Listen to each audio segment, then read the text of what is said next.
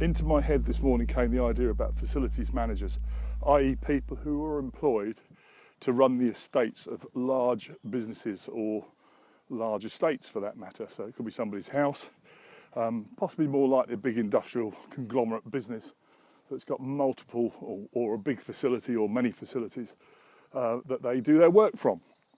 And once there's the whole thing about construction and getting these things built, but then comes the idea of how do you manage them and make the best use of them as that business is going along. So what can happen? All sorts of things can happen. There can be changes of application, there can be changes in the business environment that might make people need to look at the way they use their estate and what they do with it.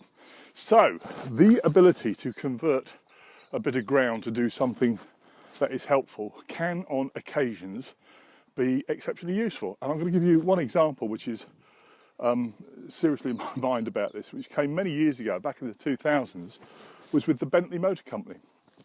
And at Bentley, who have a big factory and crew, I don't know exactly what it was, but it was probably in the mid-2000s, they bought out the new, I think Continental or the GT or whatever it was, came immensely popular with footballers and various other people. Really nice looking car with a W12 engine.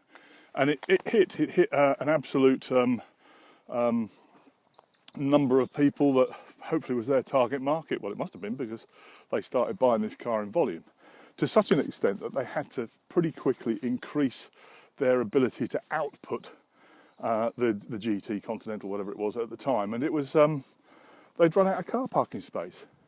So they had all these specialist employees and people come in to do the work, and they had nowhere to park. So it's a situation they had to solve pretty quickly.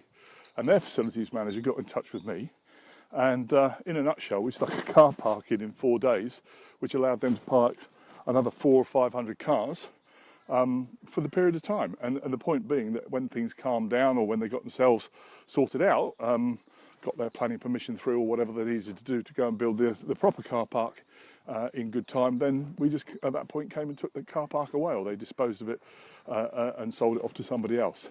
So look, just this idea about people who are in these businesses who have all these complex problems and demands on them to make things happen in tight places, whether it's building of structures, building of additional temporary buildings.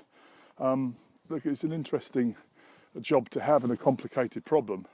But if you are one of those people, know that there are solutions and that we can help you. So there we are. That's my thought for the day. Have a good day.